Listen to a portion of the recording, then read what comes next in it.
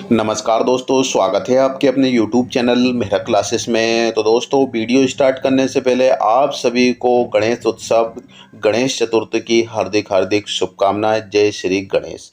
तो दोस्तों, जैसे कि आप सभी को पता है कि मध्य प्रदेश में जितनी भी अभी जो वैकेंसी चल रही है, हो रही है या होने वाली है, उन पर ओबीसी 13% का जो रिजल्ट है होल्ड कर दिया गया है। जैसे कि एमपी सेट की हम बात करें, फिर असिस्टेंट प्रोफेसर की बात करें, या फिर एम्प्लॉय सिलेक्शन बोर्ड व्यापम की हम बात करें, तो सभी में ओबीसी कैटेगरी का जो 13% जो रिजल्ट है होल्ड कर दिया है। और ख़ास बात तो ये है दोस्तों कि सरकार भी ओबीसी कैटेगरी को 20% रिजर्वेशन देना चाहती है, और इसके रिगार्डिंग अभी केस भी चल रहा है। तो दोस्तों, आज के पेपर में कुछ न्यूज़ आई है जिसके रिगार्डिंग आज की वीडियो में हम बात करने वाले हैं। तो दोस्तों, चलते हैं हम आगे की ओर। और आगे बढ़ने से पहले आप सभी से रिक्वेस्ट जरूर करना चाहेंगे, यदि आप हमारे चैनल पर नए हो तो चैनल को जरूर सब्सक्राइब कर लीजिएगा, ताकि जो भी लेटेस्ट अपडेट आए आप तक पहुंच सके। तो दोस्तों, हम चलते हैं आगे की ओर। तो यहाँ पे आप देख सकते हैं दोस्तों कि जहाँ पर ओबीसी 20% रिजर्वेशन के रिगार्डिंग केस चल रहे हैं, और सभी जगह पर जो 13% का जो रिजल्ट है होल्ड कर रखा है ओबीसी कैटेगरी का। और इसके बाद अभी जैसे कि आपका एमपी सेट हुआ था, फिर इसके बाद आईएमपी असिस्टेंट प्रोफेसर, और इसके बाद एम्प्लॉय सिलेक्शन की हम बात करें उसमें भी रिजल्ट रुका हुआ है। और अभी जो केस चल रहा है वो क्लियर भी नहीं हुआ है। जी हाँ दोस्तों, बिल्कुल आप सही सुन रहे हैं। अभी जो रिजर्वेशन जो मिल रहा है वो एससी कैटेगरी की हम बात करें तो यहाँ पर 16% का रिजर्वेशन मिल रहा है। एसटी कैटेगरी में देखा जाए तो 20%, और ओबीसी कैटेगरी में 14%, और 13% जो ओबीसी कैटेगरी है उसके रिजल्ट को क्या कर दिया गया है, होल्ड कर दिया गया। यदि इन दोनों को मिला लेते हैं तो यहाँ पे 27% हो जाता है, जो कि एमपी गवर्नमेंट और विपक्ष पार्टी भी देना चाहती है 27% का आरक्षण। यदि दोस्तों 27% का आरक्षण भी हो जाता है तो ये 50% से ऊपर चला जाता है। जैसे कि 20% और 16% हो जाते हैं 36, और अभी यहाँ पे 14% को ऐड कर दिया जाता है तो 50% हो रहा है। यदि हम 13% और मिला लेते हैं तो यहाँ पर टोटल जो रिजर्वेशन हो जाएगा वो है 63%। ठीक है, जो कि 50% से ऊपर है। और जैसे कि एमपी सेट जो हुआ था उसमें भी असिस्टेंट प्रोफेसर हुआ था, उसमें भी 13% का रिजल्ट होल्ड है। यदि 20% और रिजर्वेशन उनको दिया जाता है ओबीसी कैटेगरी को, तो जो सीट है वो ओबीसी कैटेगरी में चले जाती है या फिर वो जनरल कैटेगरी में चली जाएगी। ठीक है, अभी कुछ पेपर में आया हुआ है उसको हम समझते हैं। तो यहाँ पे आप देख सकते हैं दोस्तों कि ओबीसी आरक्षण विवाद, पीएससी ने सुप्रीम कोर्ट से में मांगी माफी, नया एफिडेविट देगी। तो पहले क्या था, तो पहले यहाँ पे आप देखेंगे कि पहले कहा था याचिका सुनवाई योग्य नहीं है, अब कहा यह गलती से पेश हो गया है।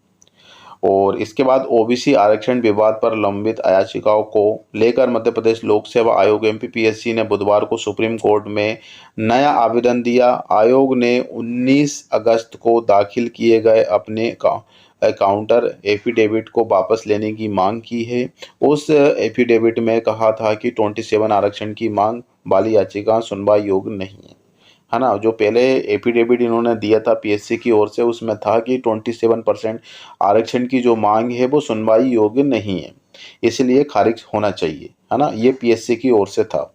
अब आयोग ने सुप्रीम कोर्ट से बिना शर्त मांगी अनकंडीशनल अपोलॉजी मांगी है। आयोग का कहना है कि वह एफिडेविट गलती से पेश हो गया था, मतलब गलती से पेश हो गया, इसका मतलब है कि उस पर सुनवाई होना चाहिए, इसलिए उसे वापस लेने और नया एफिडेविट दाखिल करने की अनुमति दी जाए। ओबीसी महासभा के वकील वरुण ठाकुर के मुताबिक सुप्रीम कोर्ट आयोग को नया एफिडेविट दाखिल करने की मंजूरी दे सकता है। इस मामले की रोजाना सुनवाई 23 सितंबर से शुरू होगी, और कानूनी विशेषज्ञों का कहना है कि सुप्रीम कोर्ट में कई याचिका लंबित है। आरक्षण बढ़ाने की संवैधानिकता पर फैसला वही करेगा।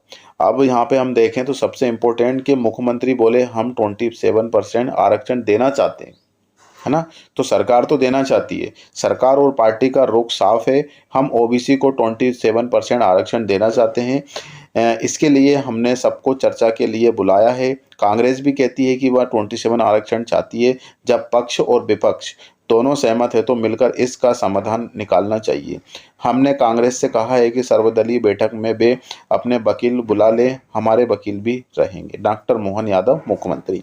इसके बाद सरकार ओबीसी वर्ग को 27 आरक्षण देने में पूरी तरह नाकाम रही। सरकार जानबूझकर इसमें अवरोध के लिए कानूनी जटिलताओं को बढ़ावा दे रही है। सुप्रीम कोर्ट में माफ़ी मांगना दिखाता है कि सरकार ने कैसे संवैधानिक अधिकारों को लेकर छल कपट और झूठा दावा खेला था। सच की ताकत से दबाव से सरकार ने अपनी रणनीति से पलटी मारी है, ये जीतू पटवारी जी कह रहे हैं, है ना। तो इसके रिगार्डिंग मतलब पक्ष विपक्ष दोनों ही 27% आरक्षण देना चाहती है ओबीसी कैटेगरी को, लेकिन अभी फाइनल डिसीजन नहीं है। और जब दोनों ही चाहती है तो ये दोनों को मिलकर एक फैसला करना चाहिए, इसमें दिया गया है। और हाई कोर्ट में अभी 23 सितंबर से क्या होने वाला है, कंटिन्यू मतलब सुनवाई होने जा रही है। तो अभी तो फिलहाल के रिगार्डिंग यही है। और अभी तक ये रुझान देखने को मिल रहा है कि 27% आरक्षण मिल जाएगा, ठीक है, लेकिन 50% से ऊपर भी चला जाएगा, है ना। तो अब बाकी आगे क्या होता है, और यदि 27% दिया जाता है तो जो भी रिजल्ट क्लियर होल्ड थे वो सब क्लियर हो जाएंगे, ठीक है ना। तो देखते हैं कब तक ये फैसला आता है। अभी तो रिगार्डिंग आपको वेट करना होगा। तो दोस्तों मिलते हैं नए वीडियो नए टॉपिक के साथ। यदि वीडियो आपको पसंद आती है तो बिल्कुल लाइक शेयर जरूर कीजिए, और चैनल पर नए हो तो चैनल को जरूर सब्सक्राइब कर लीजिएगा। तो दोस्तों आज के लिए बस इतना ही, फिर से मिलते हैं नए वीडियो नए टॉपिक के साथ। जब तक के लिए जय हिंद जय भारत।